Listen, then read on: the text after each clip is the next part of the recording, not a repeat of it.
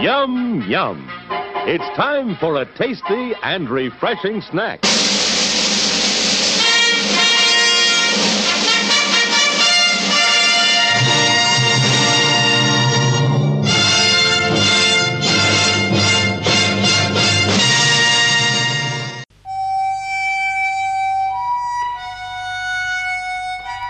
House.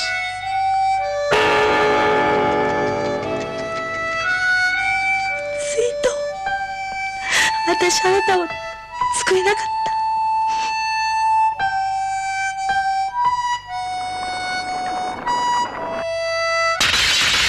た。I see in your eyes where tomorrow is hiding in my heart. There's a bell ringing loud at the touch of your lips. Down the rainbow, I'm sliding. Little arrows keep falling as thick as a cloud. The World Health I kept hoping this was all just a horrible dream. A global pandemic with A rampant nightmare to haunt me as I lay in my cryogenic bed. I could have accepted that pretty easily. Now been designated as the biggest sex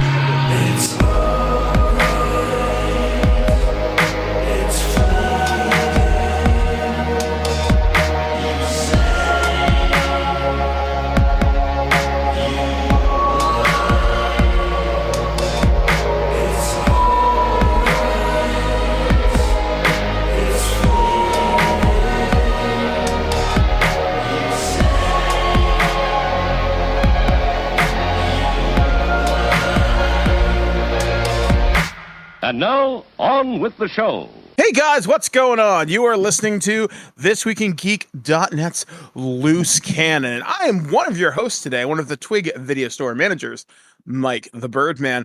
But I'm not alone as we begin to decorate the video store for the month of October as we delve into spooky stuff. But I'm not alone as I bring in one of the regional managers here on the show. And all the way from the Garden State of New Jersey, we have... It's Ken from This Anime, and I'm excited because I've been waiting to drop one of these films on you for years. Yeah, I can only imagine which one of these. So, because it's Ken, it's going to be Japanese, and that's okay. So, we're going to be taking a look at some Japanese horror movies today, and Japanese horror, or J-horror, is certainly an acquired tasting and viewing, and it's not to say that it's bad. It's actually quite interesting and actually quite good. So we have one live action movie today and one anime movie today. But before we start, I do want to say I have seen some Japanese horror, though not a lot. My first exposure to Japanese horror was probably... There was an episode of Masters of Horror that came out like years and years ago now at this point. And it was, I think it was called Audition was the name of the episode of Masters of Horror. And long story short, if you can't stand stuff being driven under fingernails, do not watch. It's very intense. I know James from Cinemassacre, James Rolfe, who we're going to have on the show later on this month, did a bunch of Japanese horror movies in his Monster Madness over the years. I may have seen a couple of those. In terms of horror anime, I don't think I've really seen a lot, although I do like a lot of Japanese horror video games, like stuff like Resident Evil. It's one of my favorite series of all time. Silent Hill, I'm a casual fan in that regard. I guess adjacent, you could say Devil May Cry, but that's more of like an action anime that happens to have monsters. Castlevania, obviously. Big fan of the video games. Haven't seen the anime yet, but I've heard nothing but good things about it. Oh, yes. Very, and very good. I guess that's pretty much where it stops with me. Like, I've seen a bunch of like advertisements for stuff like that, and even when I went to go see Ninja Scroll with Liam a couple of weeks ago, the guy who directed Ninja Scroll also did Wicked City, which is, I know, a fairly prolific horror anime that delves into body horror and all sorts of weird, bizarre stuff that you don't say in polite society. It's an experience from what I've heard. I haven't seen it yet. And yeah, that's pretty much where my experience with the J horror kind of starts and stops. I mean, with me, I'm a horror nut, so it's like, give me what I can find. A lot of times, when it comes to J horror, it's like every so often I come across something that's J horror, and I'm like, oh, okay, this will be interesting, because they're much more.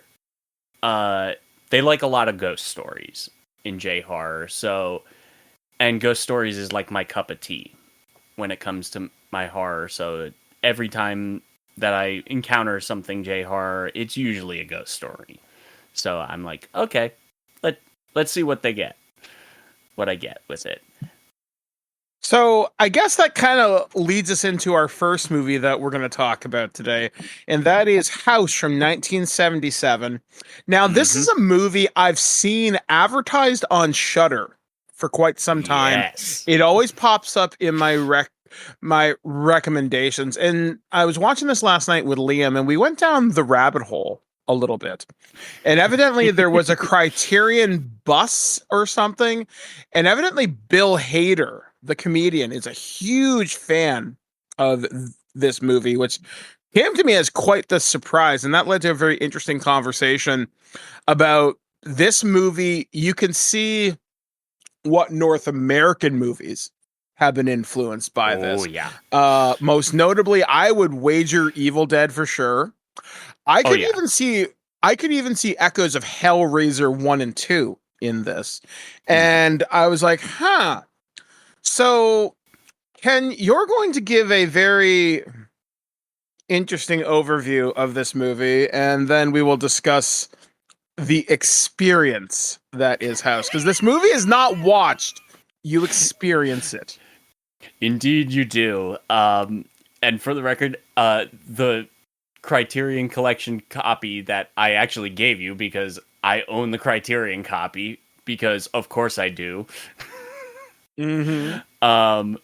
This is it's a haunted house film. It's got ghosts and stuff, but it's got everything that I like about good horror. It has that heart to it. And it ends on a note where you're just like, oh, there's actual satisfaction in its ending. It's not it just ends kind of thing. Or we're going to scare you for a second, for the last second of the movie. So the story of this is a bunch of young girls. They all have nicknames. We have Gorgeous, who is our protagonist essentially in this movie.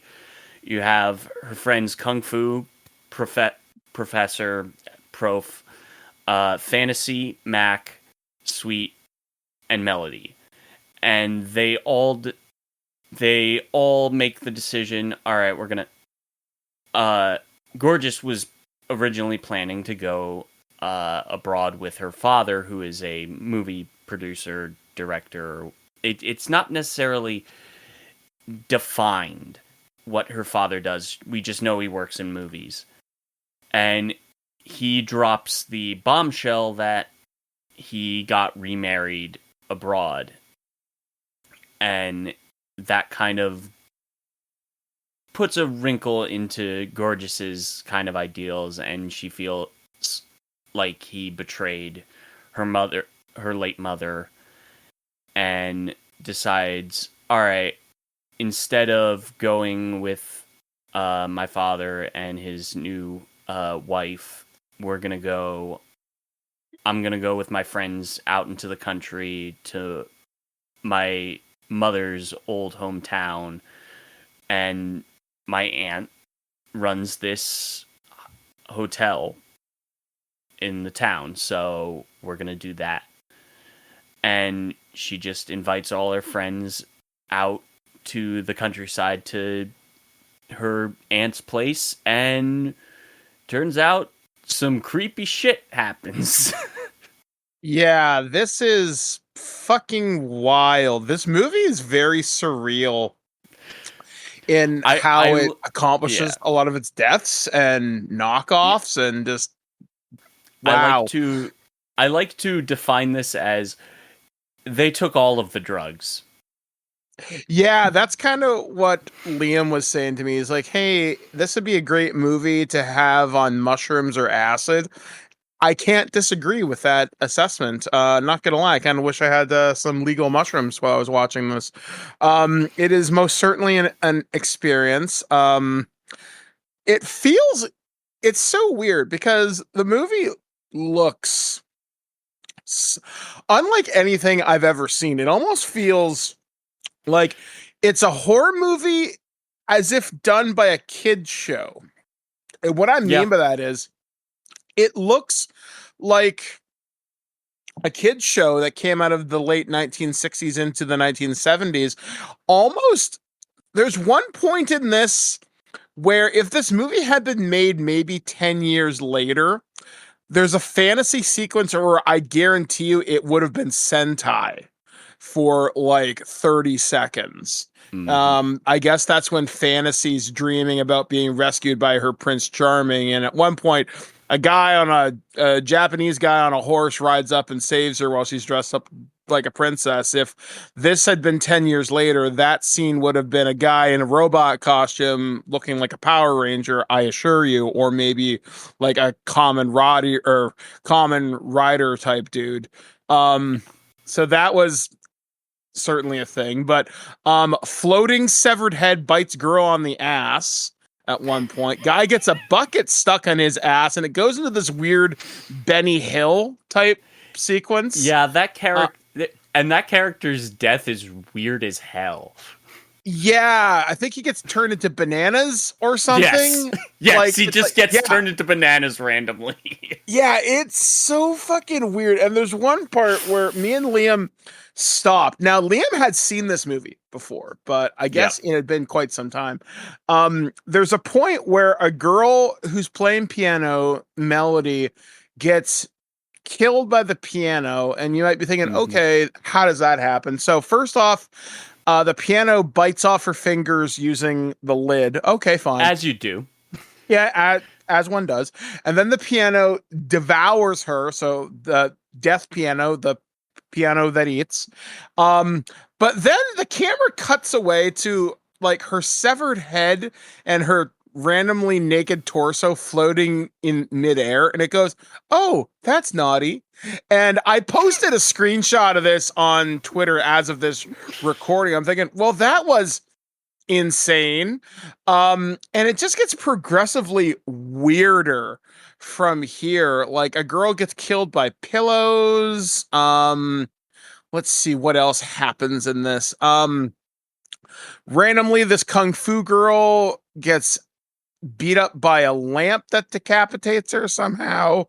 And it's fucking wild how this happens. Oh, and the evil antagonist of this movie is a grandmother in a wheelchair who has a magical cat, and it's an ant, but aunt grandma, whatever. And then at one point, Kung Fu has to kill a picture of a cat who starts spewing blood out of the wall, which very much I'm thinking, yep, Sam Raimi saw this, I guarantee you. And it is fucking just so wild. But the thing is, they do some really interesting special effects. There's one point where Gorgeous is inside like a room and she's trying on makeup and looking at herself in the mirror, and they rotoscope like fire around her, so she turns into like a cartoon or something. I guess that's to show her soul being devoured or something. And it's very surreal and really weird. Like the movie it's silly, but then it turns serious and then it gets silly again. I mean, it's a movie where the version I watched definitely not dubbed. You No. have to pay attention, which is fine. It's just, it's very out there. Although I would say I'm not mad that I saw it, because it's definitely, I know it's considered to be a masterpiece, and I know the director worked on this with his 10-year-old daughter, like consulting on the script to say, hey, what do you find scary and fucked up? And in a lot of ways, it does accomplish some very interesting things, because there's one special effect that I fucking love where the house, it shows it being normal and then it grows into this grotesque, like, capsule-like thing, and it does it in this very interesting way. And it's kind of a cool ghost story because, like, the long and short of it is the aunt brings unmarried girls out to this house so she can devour their life force, so she can wait for this fiance, this husband that's never going to come. And I remember me and Liam were chatting about this because he's a bit of a Japanese history guy, talking about the idea of hungry ghosts and honoring your, like, ancestors. And even that's something I can tie into my indigenous belief system as well. And I'm thinking, for something that on the surface appears like a psychedelic, silly experience, there's an interesting story here. And it's kind of cool, as you mentioned, how this all comes together in the end. It gives you a fairly satisfying conclusion. Like, if you have the streaming service Shudder, I actually recommend you actually do watch House. It's a very interesting experience. Don't go into it thinking, oh, it's going to be silly. Yeah, it is. But it's all part of this bizarre, and I would actually agree. I would call this a Japanese horror masterpiece. I really would, because it's unlike anything I've ever seen, and it uses its silliness to keep you engaged during all the bizarre stuff that is happening. And I don't know. I'm glad you showed this to me, because my jaw was on the floor and my mouth agape for quite a lot of this movie. Quite honestly, I was like, what? What? And I'm like looking at Liam, what the hell are we watching? What? The banana thing was like, what? It's what? The dancing skeleton, I love because it's just randomly in the background at times. And like I said, it's so bizarre that it knows how to hold your attention. And it's almost, like I said, it's like a children's story, but it's told in such a way that it's hard to look away. And I think that's the mark of a great horror movie, is that it doesn't bore you. Yeah. This is easily one of those that... This is in the list of movies that I sick on people. Yeah. Like, yeah. This is just like, hey, watch the... Here's a weird recommendation. You've seen all... I know you're into horror, so here's something weird to watch. And then they come back to me going, what? Yeah, it's so fucking out there, but it absolutely is worth a watch. I would actually, if I was gonna give any viewing tips to this, I know I joked about, being high while watching this. That may certainly add something to this experience, but I would actually say watch the... I don't think this is a movie you should watch with friends, because I think you'll get more out of it if you experience the silliness on your own. Because if you talk through it, I think you're going to lose something, because you may get distracted and you'll be more interested in making quips than following what's kind of going on. Now, that being said, sorry, I was up late watching this. Watch this once by yourself, and then, as Ken did, sick this on somebody. You could watch this if you had another person who's already seen it with you. So if you watch it first and then show it to somebody and say, hey, just, watch, don't talk, just watch. I think you could maybe do it that way, and that might be a gateway experience. It's like I said, it's so bloody bizarre, but seriously, seek this one out. It is on Shudder, as far as I know, across multiple countries.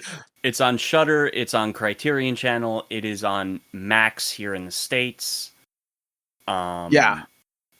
It's widely available.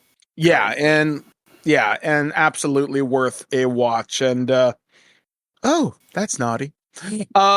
So now that we've been turned into a pile of bananas, this next anime I actually thought had a really cool premise. I loved the idea. I saw the trailer. Me and Liam didn't know anything about this one. Sorry, I am so tired today. And we're watching this, and I'm thinking, okay, cool premise. Love the idea. Cool. What? Oh, fuck off. Really? What? This? No. Go back to your PlayStation. No, stop. Wait, this is based on a manga? Wait, what? Why would you squeeze this into 2 hours and not make a series out of this? Fuck you. And that was my experience with King of Thorns. This movie, to give you a very rough idea, when I watched it, I thought the premise for this was really fucking cool. And I was really hoping, they're going to do it. This is neat. So Ken, give me the overview and the plot summary of King of Thorns. So King of Thorns is the best way I've described it to people is Japanese Event Horizon. And what do I mean by that? It is a science fiction-y near future world where the world has been infected by a virus called the Medusa virus, and it turns people to stone. This is why it's called the Medusa virus. So basically, in order to save humanity, they have taken a bunch of people and basically put them into cryo sleep to try and prevent the virus from taking them. And as a result, it basically, these people wake up and now there's monsters and stuff. And they have no idea what the heck is going on.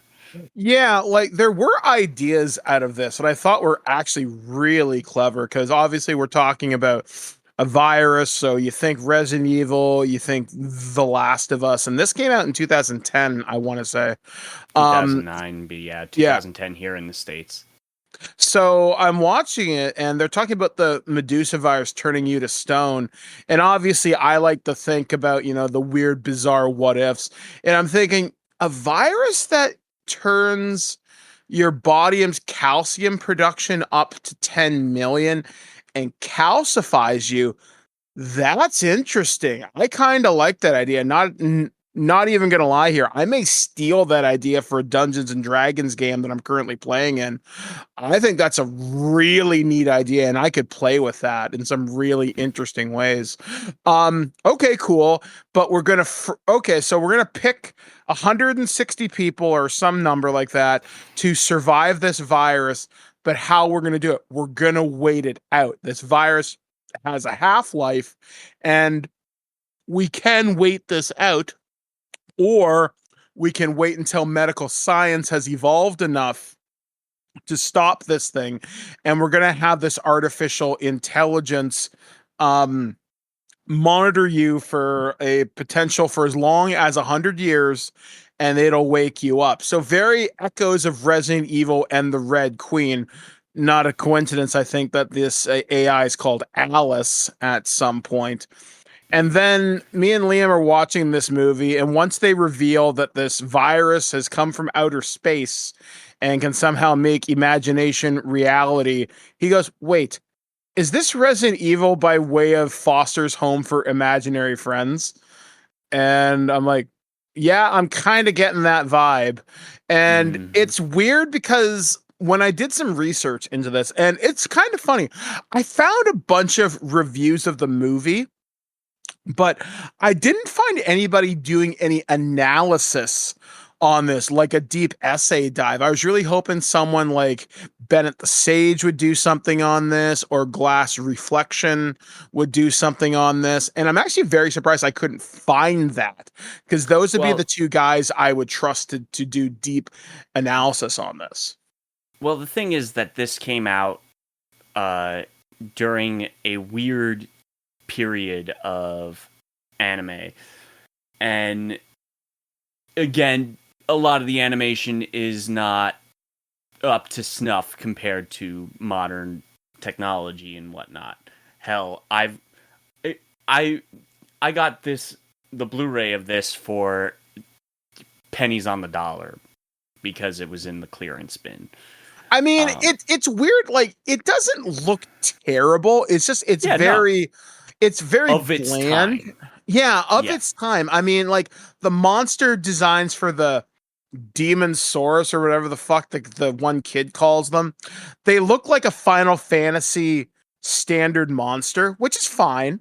Even the character designs for the lead people look very, I don't know, very just blasé anime standard protagonist, big wide-eyed girl with glasses, tough looking dude in military type. Yeah, it's basically the standard animation production that has been a part of it in that era. Like, all the character designs are very similar. Yeah, and like even the monster designs here. I mean, there's one monster that looks kind of like a sandworm that's hiding in the bottom of this elevator shaft when they wake up from like cryo sleep, which again, okay, so there's one twist in this. I'm thinking this is a neat twist if you didn't fuck it up, and I can't even tell you how they fucked it up. So when they wake up from cryo sleep, they're like, oh, hey, they look around and there's all these vines everywhere. So your first thought is to thinking, okay, shit, how much time has passed? You might think this is like a Planet of the Apes scenario, like hundreds of years has passed. And I was hoping that's where this was going to go. It was going to be like a lost in time story, and they have to reclaim humanity, and the vines are monsters, which they kind of are and kind of aren't. But you find out they've only been in cryosleep for like a couple of days, and you're like, okay, that's a fucking twist. And then they bring in this religious order called Venus Gate. Like, they were the original group that found this virus with the Russians in like a couple of years ago. And like I said, long story short, it brings your imagination to life. Yeah. And it gets really fucking convoluted because it ties into the lead character. And I'm actually not going to spoil that, how this movie ends, because it's kind of a neat twist, but it's executed so fucking poorly.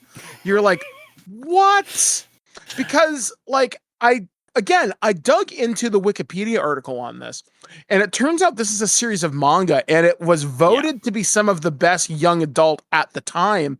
And I'm thinking, yeah, I could actually see that. This gets really, really interesting in its idea. It's just, as a movie, it's piss poor execution, because when Liam and I were like watching this, like, it feels like we're missing a lot here, and we are. There's like there's like a protagonist to cut out. There's a major antagonist who's just gone.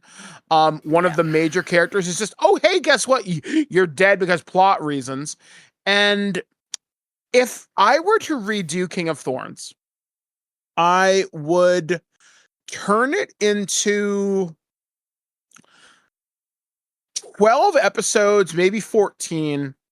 It would probably be 12, give or take, because or you could because given anime's production cycles, usually you're doing 3 to 4 chapters an episode, so you're going to be covering about you got 37 chapters to cover, so you can play around with pacing and whatnot, and you could probably give it a 12 episode run pretty easily. Yeah, it's just I don't know why it was done as a movie, because I think it was mostly because of just production constraints and whatnot.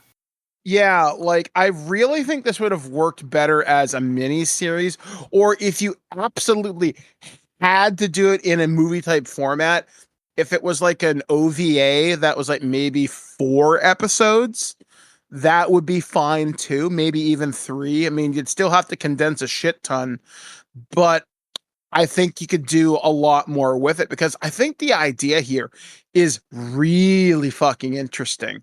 It's just, it's so poorly executed because you don't get a chance to get connected to any of these characters. Like, It is just straight up plot. That's what this movie is. Yeah, it's plot and trope. Like, hi, I'm the kid who's, and this is going to sound weird. He's like, hi, I am the Pokemon expert or the video game expert, because he just knows what all these monsters are. And he's like, okay, how does it work? Oh, they hunt by sound. How the fuck do you know that? Because it's in my video game. Yeah, sure, kid. And it turns out it kind of is. And then even the title King of Thorns, like there's some heavy religious implication here. And I mean, literally, you look at the poster. Yeah, exactly. and it's like, I think the title of this is very misleading. I wouldn't call it edgelord, because I don't think that's the intent. It's just it's a little heavy-handed, right? It's like, you know, the emo kid sitting in the back of the classroom saying, "Oh, I'm so tortured, crawling in my skin." And it's like, I don't know. It's like, you've got a cool title. I'm not even going to deny that title sounds cool, but it's just, it's a little heavy-handed. And when you get to see some of these characters, like I said, if I had a chance to grow with them and like them, maybe I'd be into them, because the lead character, there's some interesting trauma there that I think if explored in more than 30-second fucking flashbacks, you could get something interesting out of that. And even some of the side characters, when you discover who they are and what their motivations are, okay, again, maybe there's something interesting there. And just some of the decisions some of these characters make, like there's I can't remember the name of the woman character who freaks out at the most inconvenient time. It's just like, what? And the final battle, like I said, I'm not going to spoil how it ends. Some of that I do think's really clever. Although Liam's like, wow, and they would be deaf and they would have no spine, considering what they used to snap themselves out of a particular situation. I'm thinking, okay, it is an anime. Do you want action or not? But at the same time, kind of agreeing with you here. I don't know. It feels like it's a lot of wasted potential, and I can't disagree with you. It feels like an anime of its time. And I will admit, I'm still very much an anime neophyte when it comes to experiencing anything that isn't, you know, your Dragon Balls, your Gundam Wings, your Death Note. I have an anime of a very specific era. And it's only now that I'm starting to explore stuff outside that. I was actually mentioning on my personal Facebook that when Twig takes its holiday during December into January, maybe I want to watch the entirety of Sailor Moon at some point, because that's another classic anime series I know has been reimagined a couple of different times. And even that series has horror elements here in it at times, with, like, you know, different monsters from the Negaverse, which kind of have some cool designs. In fact, the Death Demon thing kind of reminds me of a Sailor Moon anime, actually, now that I really kind of think about it. But Another thing, this movie has no identity outside of its plot. There's nothing interesting about the character designs. There's no memorable music. I know there's like a song at the end. I guess some people tried to make a thing. I did find people singing it on YouTube. And I was like, okay, I know some voice talent behind this is, in the Funimation wheelhouse. I think Bulma, Monica Rial, is one of the voices in this. I didn't recognize anybody else, so thank God I didn't hear Sean Schemmel coming out of somebody or Chris Sabat or something. It's just, I don't know. I wanted to like this more than what I did because, like I said, when you look at the trailer, I think it's a good hook. And I can see where you're drawing in the Japanese Event Horizon comparison here. And it sucks to compare this to Event Horizon because that's a far superior fucking movie. Plus Sam Neill. Oh yeah, no. Here's the thing with the anime films. I don't know, and I'd say, Ken, this is the one movie you've shown me that I'm the most disappointed in because the idea is better than the execution, and it pulls the rug out from under you at the most inconvenient time. And I found myself more mad and disappointed than anything else. Like, I do want to check out the source material for this, but I want it in an anime, long form anime. I don't want it in a 2-hour condensed movie. Like you were mentioning, you were wondering if this was just production constraints at the time, and I would wonder if you're actually correct on that, where maybe they're like, okay, we have this option and we have the rights to it, but we can't give you a series, but what we can give you is a movie. Will that satisfy you? And I think the results is up on the screen. I can't say I'm surprised you found this in the clearance bin. And I feel really terrible fucking saying that because I'm trying to find the positive here. And positively, I can say it's a cool idea. It's just the execution sucks. But yeah, that is a general problem with a lot of anime features where you just have kind of just wasted potential. I've seen enough of them to know where it's just like, oh, a lot of anime features I grade on a curve, essentially. And this is on the curve of, this is actually has some stuff to say compared to some other stuff that is just boring or mediocre. Yeah, because like I think there's something interesting here. It's just so poorly executed that it kind of ruins everything else around it. And like I said, it's like, can I think of a better way to kill 2 hours? Yeah, and that's kind of unfortunate because I don't want to turn people off of the source material. I just think this is a really piss poor way to get people to check out the original manga. Like I said, this is a concept that needs a series to be explored because I think there's a lot of interesting meat here on the bone. Unfortunately, the meat in this case is being provided by Arby's, and it sucks, right? Like this should be more. And it's not, and I'm disappointed, and I'm mad by that because, like I said, this is such wasted potential on such a cool idea, such a cool concept, and what we get is almost 2 hours of paint by numbers plot, a confusing, plot contrivances at times, pretty interesting ending, if not a little sappy, but the journey at the end, there's about 15 minutes in here that I think is genuinely worth watching. But out of 2 hours, that's a pretty big time commitment. Yeah.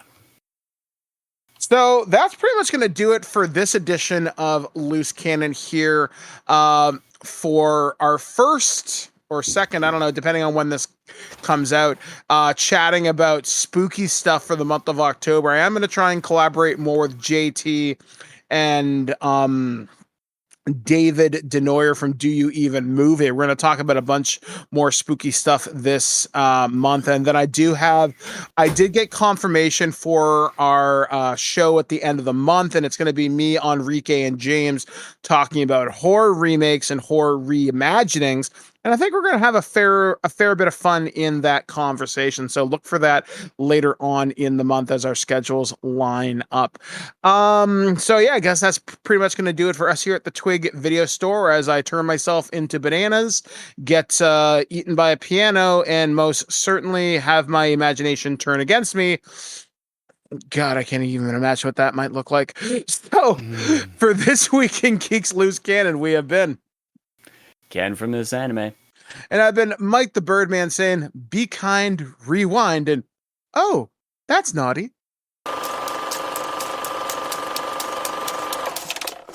There's debauchery here! Yay! There's debauchery here! Isn't there? Quick! Change the channel! The idiots are coming out of the woodwork today. I hope you're the last one. Okay then, I'll take you on. I've been looking for a reason to hit something. Hopefully, we've left you with some good memories. So, until we meet again, stay gold.